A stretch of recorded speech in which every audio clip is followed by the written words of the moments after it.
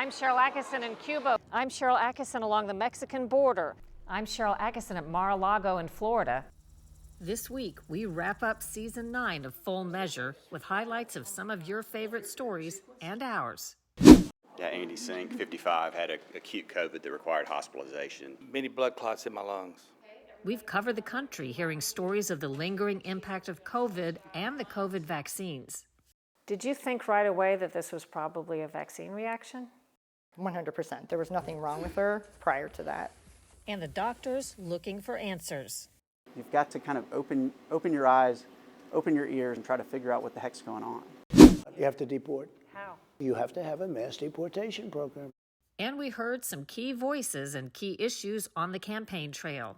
If the Democratic Party continue doing what they're doing, which is to rig the outcome of the election. We followed the conflicts and the consequences. Concerns over a larger war, a big part of the reason President Biden made a visit to Israel. So what sanctions are in place? And I'm not sure we have a whole lot of them left anymore. Equal justice. If someone says, well, what did Hunter Biden supposedly do wrong? What would you say? And when emergencies hit, equal treatment. Has this experience left you more or less confident in your government? A look back at Full Measure Season 9 is straight ahead.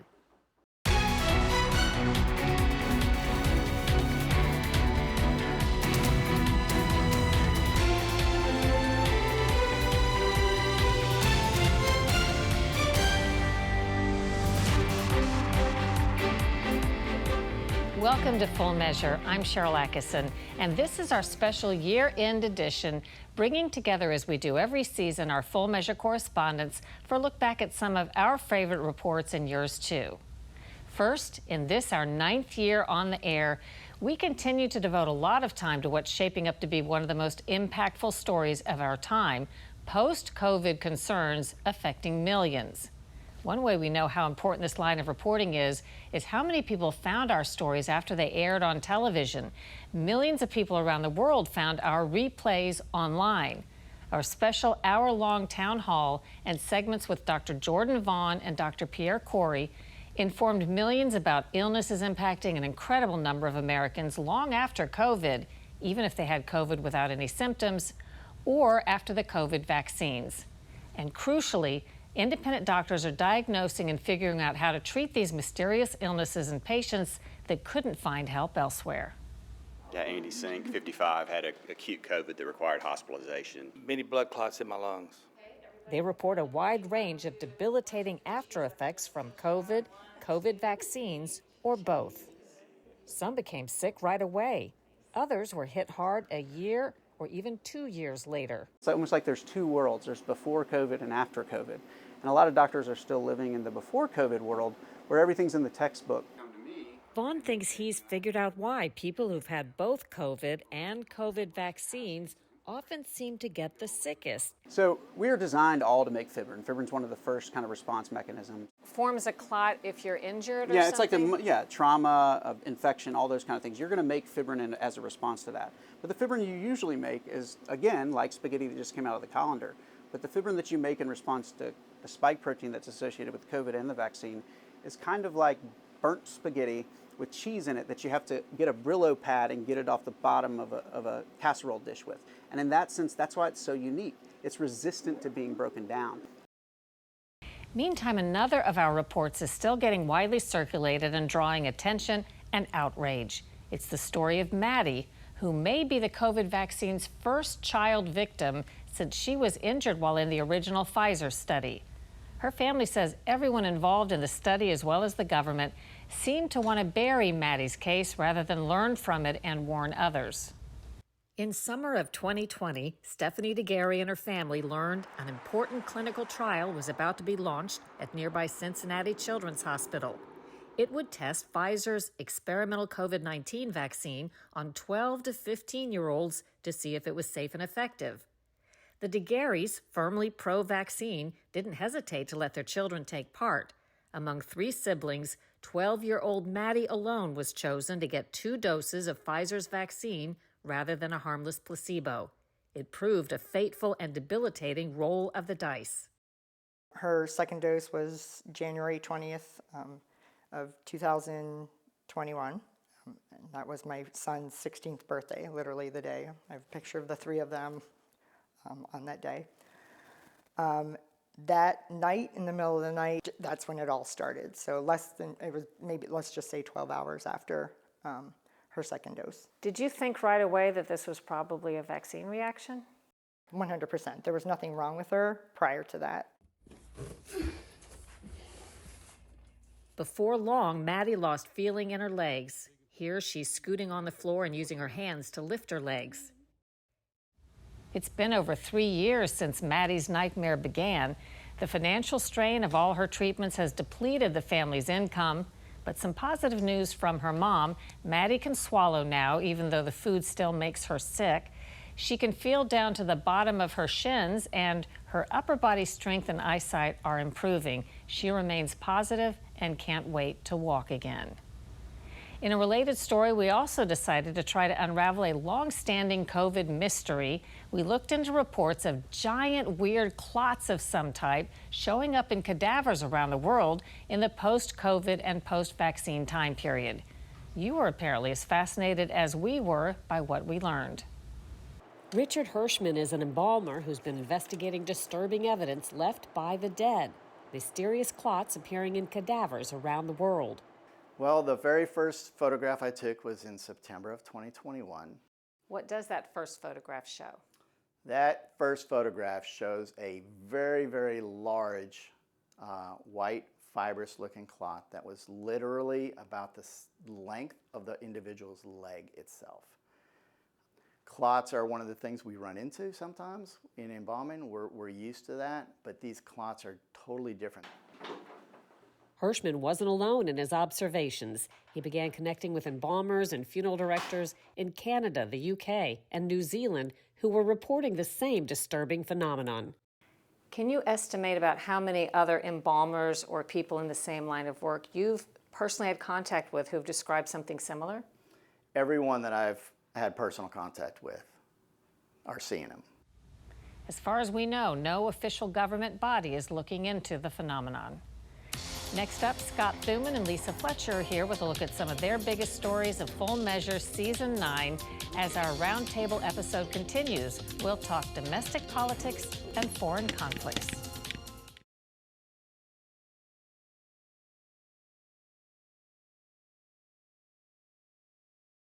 Welcome back to our year-end roundtable on Full Measure.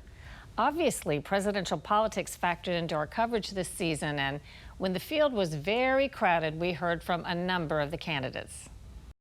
On the border, millions of people have come in since you left office illegally. It's very sad. I did a report in 2018 based on General Accountability Office and FBI figures that said the illegal immigrant population was about 1 in 30 Americans, or people in the United States at the time, but accounted for at least 1 in 5 prison inmates at great expense.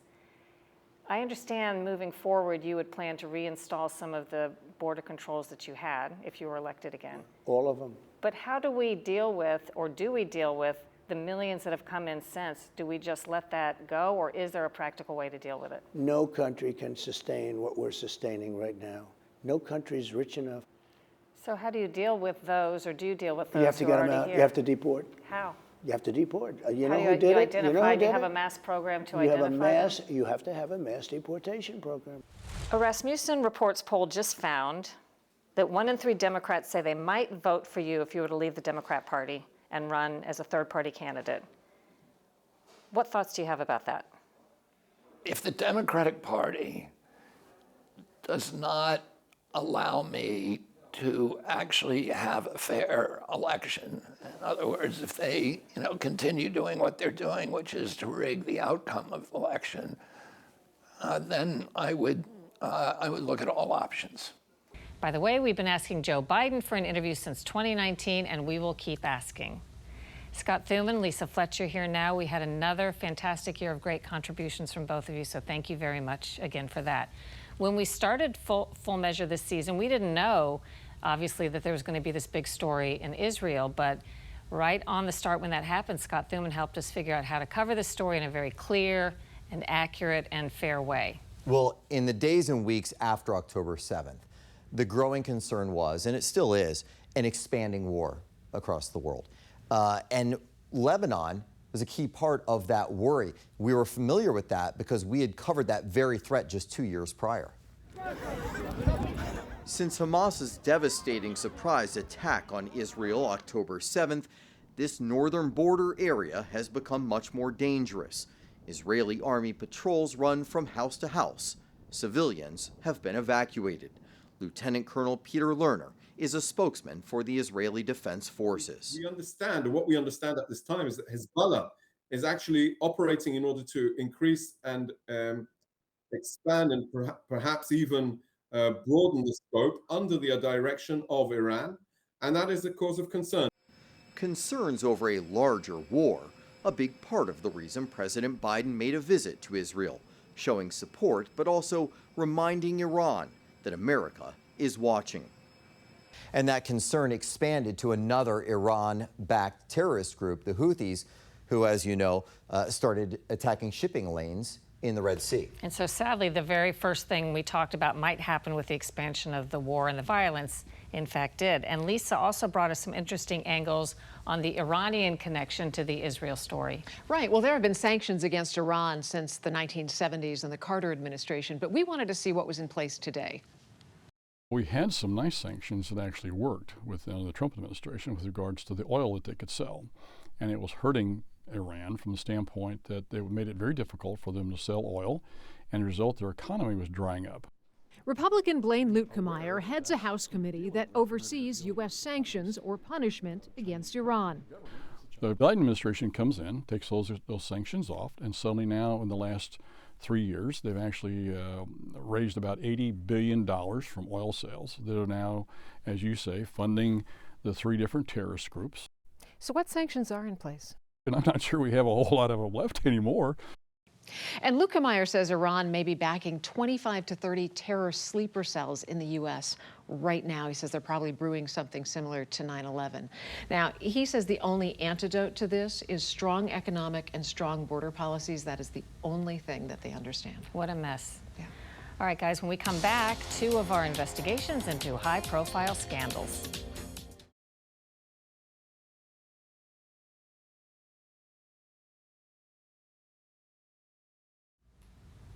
As always, we try to bring clarity to complicated stories and cover underreported angles to controversies. This season, that meant dissecting the Hunter Biden story with 2 IRS whistleblowers. The incredible story told by 2 federal whistleblowers starts in 2018. That's when Joe Ziegler, a criminal investigator at the IRS, says he came across documents that prompted him to look into Hunter Biden, son of former Vice President, soon-to-be presidential candidate, Joe Biden. Did you anticipate there might be some kind of pushback? So I talked to other agents within my group, and they're like, big cases, big problems. And I told them, I'm like, we got to treat everyone the same. Just because their last name is Biden or just because their last name is something doesn't mean that we should change the process of how we work that case. If someone says, well, what did Hunter Biden supposedly do wrong? What would you say? So the Biden family and the administration, it was access to those people for foreign people in foreign countries, to include Romania, Ukraine, and China, in exchange for a significant amount of money. We also investigated outstanding questions about the January 6th Capitol riots. As part of our reporting, 2 agents experienced in federal undercover work raised questions about the behavior of key instigators captured on video in strange behavior. More than a dozen FBI agents and other authorities analyzed the video for our investigation. 2 agreed to appear on camera. Both have extensive experience working undercover with informants. We would expect there to be federal law enforcement and maybe local law enforcement undercover in this crowd. What would cross a line? What are you not supposed to do? Well, you can incite violence or incite a riot. You can't smash a door down and then have everyone come in and then charge everyone with trespassing. You're not supposed to, hype people up to a frenzy to the point where otherwise law-abiding citizen is going to violate the law. Lisa and Scott back with us. Lisa, as we continue to cover green energy issues, as we long have on Full Measure, you dug up a really interesting story about our attempted continual tries to go to more wind energy. Right. For the last 3 years, we've been covering the administration's push to move toward more wind platforms. And what had seemed like a boom in wind energy has really hit a dead calm. So a year ago, it looked like the industry had the wind at its back, with projects underway or planned up and down the coast. But then, in August, the giant Danish energy company Ørsted canceled 2 projects off New Jersey. The company saying high inflation, rising interest rates, and supply chain problems had doomed their 2,200 megawatt plans. For one congressman from Maryland, that economic bombshell was a breath of fresh air. When you first heard that 2 big offshore wind projects were being canceled in New Jersey, what did you think?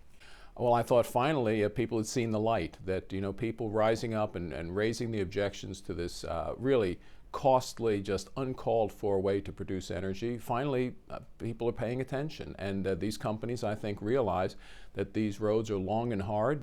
It seems like the largest hurdle for now is cost. So, for example, a turbine could cost $3 to $5 million, but the bigger number is building those platforms. A ship to install the platform is $625 million, and the cost to rent one for one day, $220,000. Plus, you've got the maintenance on the turbine, which can be about $40,000 a year. And then forget about trying to dispose of them when they're all finished with their life. That's a whole other story. Yeah. Scott, you traveled to do a really important follow-up for us in East Palestine, Ohio, about a year after that massive train derailment. Yeah, sometimes Full Measure reporting is really spot on. And in this case, we were working on a piece about federal funding and support in East Palestine following the disaster there. And that is when the cargo ship brought down the bridge in Baltimore. And all of this became a much bigger story about whether or not the federal government really follows through on its promises. Hold all traffic on the Key Bridge. There's a ship approaching. It just lost their steering. Within hours, local, state, and federal agencies arrive on scene. And as daylight reveals the scope of the damage and what it will take to rebuild and reopen, the president instantly promising $60 million just to start. A much different response than one seen at another infrastructure disaster last year, when 38 cars of a Norfolk Southern freight train derailed in the tiny town of East Palestine, Ohio.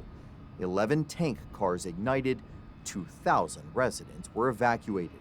3 weeks after the derailment, former President Trump came. President Biden didn't visit till a year later and declined to make a disaster declaration for the town. Has this experience left you more or less confident in your government?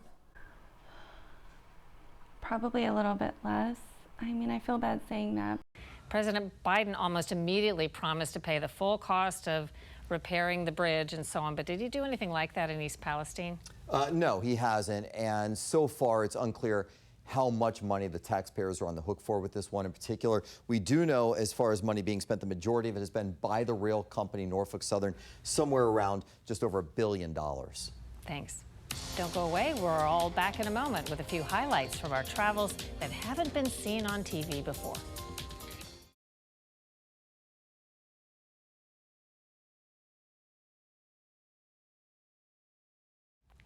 As we travel to shoot stories for Full Measure, we get to see a lot of the world and meet a ton of fascinating people. And there's a lot we, of course, don't have time to put on television. So that's what this segment's about. Scott? Yeah, so we were actually out west in Arizona doing a story about helium mining, you may recall. And while we were there, we stopped on a very famous corner in Winslow, Arizona. You, of course, know the song by the Eagles, Take It Easy. Standing on a corner in Winslow, Arizona, such a fine sight to see, right? So it's actually fascinating because it kind of rejuvenated an area that after there were roads built around Route 66 that other people started taking, the town really kind of shrank. So it was great to just get there, watch all these tourists kind of pull up, and all of them singing the exact same line from that famous Eagles song. What fun. One memorable lyric changing a town. Really interesting to see. Fantastic. Lisa, what about you? One of my favorite quirky stories from this season actually ended up being right here in our own backyard in D.C. The Bureau of Engraving and Printing has what's called the Mutilated Currency Division, and their job is to replace your money, who knew, when you mess it up. So whether it's been damaged or destroyed, as long as they can authenticate it from these special strips that they embed in your money, you will get your money back.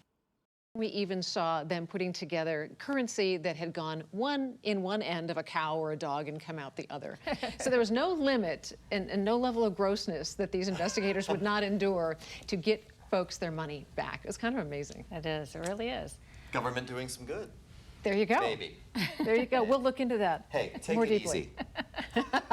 See what we did? Well, I got it. Yeah. For me, since you asked, I found something unexpected on my trip to Cuba, where we cover the communist island's surprising transition to a more market-style economy. Once you look at some pictures, though, Cuba, as you know, is a very poor country, very beautiful, but very poor, suffering from our decades-old embargo, even with Fidel Castro long gone. One thing that surprised me is how clean the capital of Havana was. Look at the streets. I defy you to find a speck of trash in these photos. I think I've gotten used to going to some of America's biggest cities and seeing garbage and open-air drug use and crime and homeless encampments. Obviously, Cuba has a lot of problems, but none of those things was visible on our travels. So fascinating trip for me. And with that, we will call it a wrap for our 9th season of Full Measure, and a few announcements before we close out. First, my new book, Follow the Science: How Big Pharma Misleads, Obscures, and Prevails, will be published September 3rd, and I hope you will consider pre-ordering it. It explains in exacting detail with citations how corruption in media, medicine, and politics factors into our chronic health epidemics. On the positive side, I'll highlight the growing coalition of free thinkers, doctors, and concerned citizens who are bravely questioning the dogma and demanding accountability. You'll want to read Follow the Science if you're interested in reclaiming your health and taking back control from the profiteers and propagandists. And now our biggest announcement, we're happy to say that we will be back for season 10. In fact, we're about to head out now. Yes. Traveling, researching, and shooting new stories for the fall. Until then, you can watch some of our favorite programs over the summer right here, and be sure to check out our website, fullmeasure.news, and my podcast, Full Measure After Hours. Thank you so much to Scott and Lisa for all your terrific work, and to our boss, Scott Livingston, to Bat, to Brooke Conrad, who's going on to something even more exciting, I hope, in the future, for all her hard work. That was fantastic. And to the lean and mean Full Measure team that keeps finding new ways to bring informative accountability journalism to you every week. We'll see you all in September.